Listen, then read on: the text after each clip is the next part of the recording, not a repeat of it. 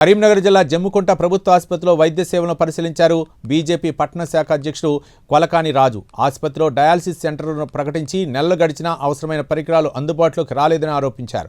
దీంతో సుమారు 70 మంది డయాలసిస్ బాధితులు చికిత్స కోసం హుజూరాబాద్, కరీంనగర్కు వెళ్లాల్సిన పరిస్థితి వస్తోందని విమర్శించారు. ప్రభుత్వం వెంటనే డయాలసిస్ కేంద్రాన్ని అందుబాటులోకి తీసుకురావాలని డిమాండ్ చేశారు.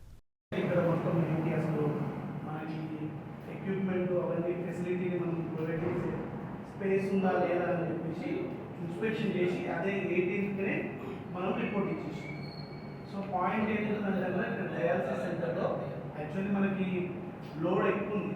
చుట్టుపక్కల పరిసర ప్రాంతాల్లో కిడ్నీ బాధితులు చాలా ఎక్కువ మనకు ఉన్నది ఓన్లీ హుజూరాబాద్ ఒకటే ఉంది. అక్కడ కూడా బెడ్స్ సరిపోవట్లేదు.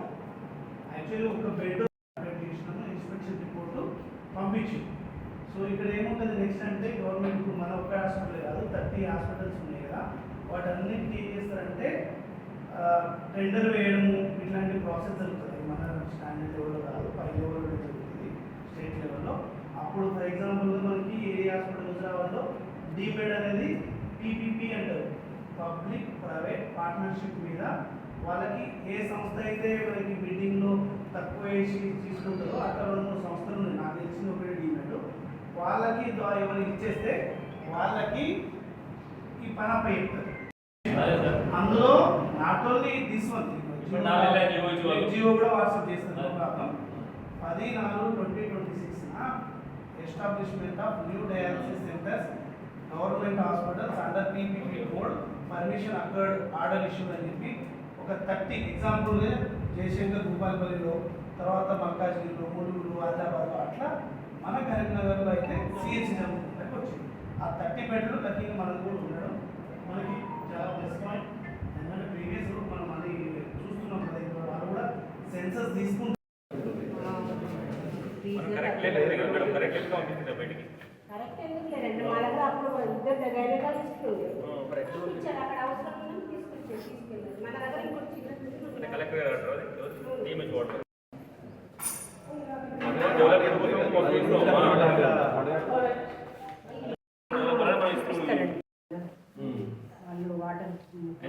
పేషెంట్ కొంచెం డయాలసిస్ చేస్తారు ఇక్కడ మీరు అన్ని ఇచ్చారు కదా మంత్రి డయాలసిస్ స్టార్ట్ అయ్యి దానికి వాళ్ళకు ఒక మొత్తం 2 వార్డుల విందు చూపించాం. మాత్రమే తీసుకొని వెళ్ళారు వాళ్ళు. ఈ వార్డు నాకు సరిపోతుంది అని చెప్పి అనుకుని వెళ్ళారు. 2 months లో అవుతుంది అని వాళ్ళ బెడ్స్ వేరే ఉంటుంది, వాళ్ళ స్టాఫ్. ఓకే మేడం, ఇప్పుడు మనకి ఏంటంటే కాంగ్రెస్ వాళ్ళు ఉన్నారు కదా మేడం, మన ప్రణబ్ ఇన్ఛార్జ్ అతను ఏమైనా ప్రకటించారంటే ఆ కమలాపూర్ ప్లస్ జమ్మిగూడకి డయాలసిస్ పెడతారని మన ఏరియా చూపించామంటే నాకు పైన 2 వార్డులు పోతున్నాయి డయాలసిస్ కోసం. అంత హాస్పిటల్ కొలిస్తే మాకు పైన 2 వార్డులు సెట్ ఏరియా చూసుకున్నారు. ఈ 2 వార్డులు మాకు పనికి వస్తాయని ఇంతవరకు మాకు డయాలసిస్ కావాలని కొలుసుకొని వెళ్ళారంతే. ఇది ఒకటి ఈసారి ఇచ్చిందండి. అల్ట్రాసౌండ్ స్కానింగ్ ఇది సెకండ్ దాని కరీంనగర్ పంపారు. థియేటర్లో ఉన్నాయి వస్తువులు. ఇది రన్ అవుతుంది, ఇది రన్ అవుతుంది. 2 పనిచేస్తుంది, 2 ఉన్నాయి. ఇది గౌట్ సప్లై కెమికల్ వస్తుంది మనకు, కాబట్టి ఇది చేస్తున్నాం.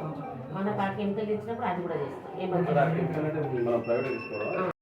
ఎలక్ట్రోలైట్స్ మన దగ్గర అది సీరం క్యాల్షియం ఒకటే వస్తుంది, మిగతావి రావు.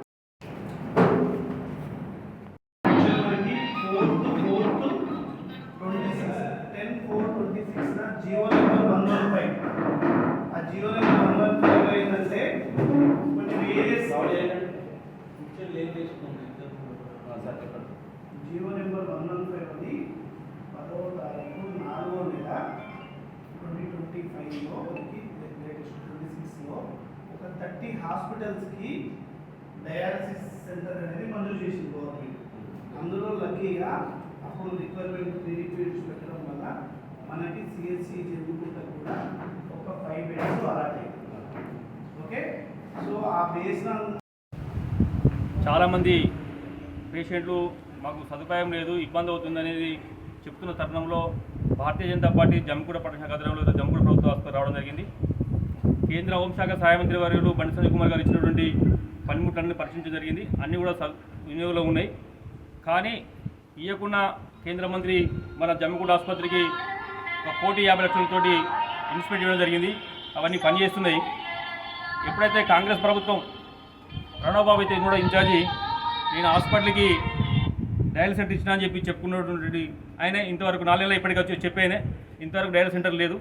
దానివల్ల చుట్టుపక్కల జమ్ము ప్రాంత ప్రజలందరూ కూడా వచ్చి హాస్పిటల్ మరిపోతున్నారు.